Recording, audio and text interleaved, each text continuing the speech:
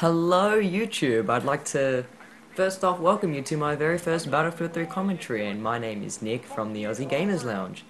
And I mean, look, before we get started, I do just want to say thank you for clicking on the video because, it means a lot to me that you guys are out there watching. I know I've just started, so it'd only be, a handful of you trying to figure out what the hell this video is, but yeah, I do just want to say thank you for watching, and have a look through it, tell me if you like it, and leave me your opinions on my commentaries, because it is my first. I am a bit, a bit shaky about doing it, but yeah, if you guys have opinions or suggestions, just leave them down in the comments, and I will be looking over them.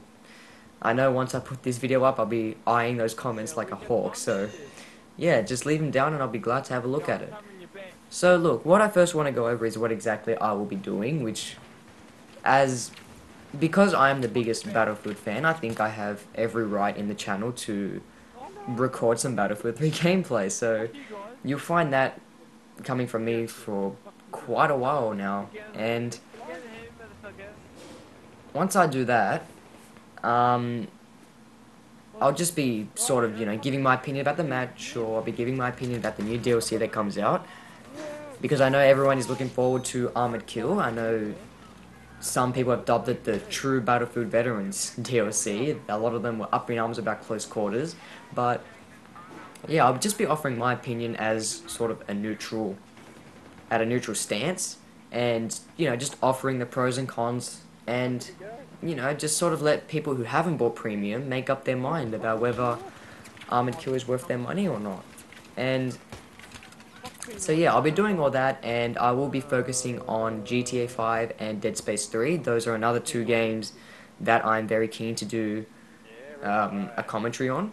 And also Little Big Planet karting. I actually have gone around. There hasn't really been much talk about Little Big Planet karting. I mean, there's been suggestions that Little Big Planet karting is a rip-off of Mod Nation, and if you really want to get down to it, everything's a rip-off of Mario Kart, but Little Big Planet has always had a special place for me. I've always had that feeling of creativity where you could just go in, you can build a level, you can make a character you want, and then when Little Big Planet 2 came out, it was the same as Little Big Planet 1, but, I'm just in the beta for Little Big Planet karting right now, and it's quite a bit of fun, and I've seen a few of the levels that have been put up, and I'll see if I can get some gameplay of it. Not too sure about that. Very sort of line between, whether I'm allowed to release this publicly or not, but, I'll consider it.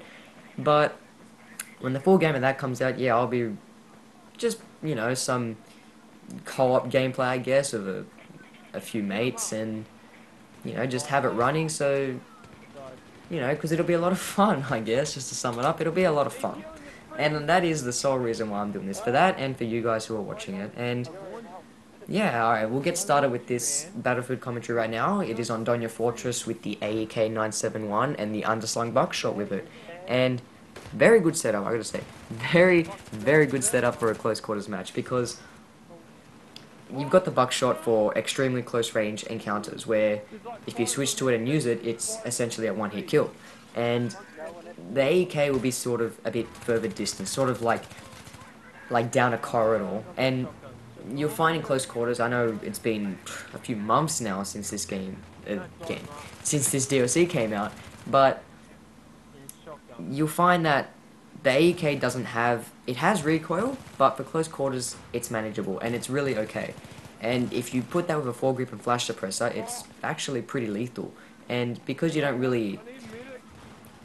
technically you don't really aim down sights, you sort of hip fire in close quarters, because it usually turns out to be a bit more effective, but, for medium encounters, it's okay, the recoil's not that bad, whereas if you were playing Gulf of Oman, for example, or Oman, I don't know how it's pronounced, I always say Oman, but that sort of map, you won't really use the AEK, it's too much recoil, there's usually a large desert gap, usually between, I think it's A and D, and it's just not as effective. You'll benefit better from the AN-94, which is a laser gun, and so yeah, that's why I usually use the AEK, mainly because of its fast rate of fire. I could use the FAMAS but I'm not even too sure. I think it's bullpup, and so you can't actually underslung it. But not just that, the fact that the FAMAS has been nerfed to hell. I mean, 26 bullets and more recoil, it's really pathetic to use now. No one uses it anymore, which is okay with me. I mean, you know, it was quite the ramping. It was the USAS of its time, I guess. But yeah, I mean, that's the setup I use. It works pretty well for me. I mean, I suggest you try it out. I think it's really good. And the thing I have to bring up with Battlefield is teammates, and I find a lot of them really don't know how to play a team-based game unless the objective isn't clear, which it quite is anyway. You work together as a team to capture the flags, at least in Conquest. In Rush, you work together to go and arm the MCOM. But how many of them in the team are actually going to follow the objective? So many times there's people out there just, I don't even know what they're doing. They're just sitting there running around rampantly with their head chopped off, just doing whatever. And I'll tell you something, if you're up, perched up on a mountain, that sniper up there, yeah, you're not going to do anything, trust me. Unless you're working for the assignments, which, to me, are pretty challenging. You're really not going to help the team. That person in the anti-air, which is stationary, yeah, you're not going to do anything. Just quickly, I just want to mention the assignments that came out with the new weapon camos. How am I going to get 5 anti-tank AT kills? I mean, is it with the stationary AT? Do I have to get 5 air vehicle kills with that stationary AT? Or does that include the Javelin? I'm not too sure. If it doesn't include the Javelin, I can just imagine everyone boosting that assignment, because that's going to be near impossible to do. I mean, they must include the Javelin. They have to include the Javelin. But, I don't know, but the assignments are pretty challenging, I gotta say. But, anyway, look, I'll cut this short because really I just wanted to introduce myself and what I'll be doing. So, I'll be doing more Battlefield gameplay soon. You can expect that to be up, I think sometime next week I'll have it up.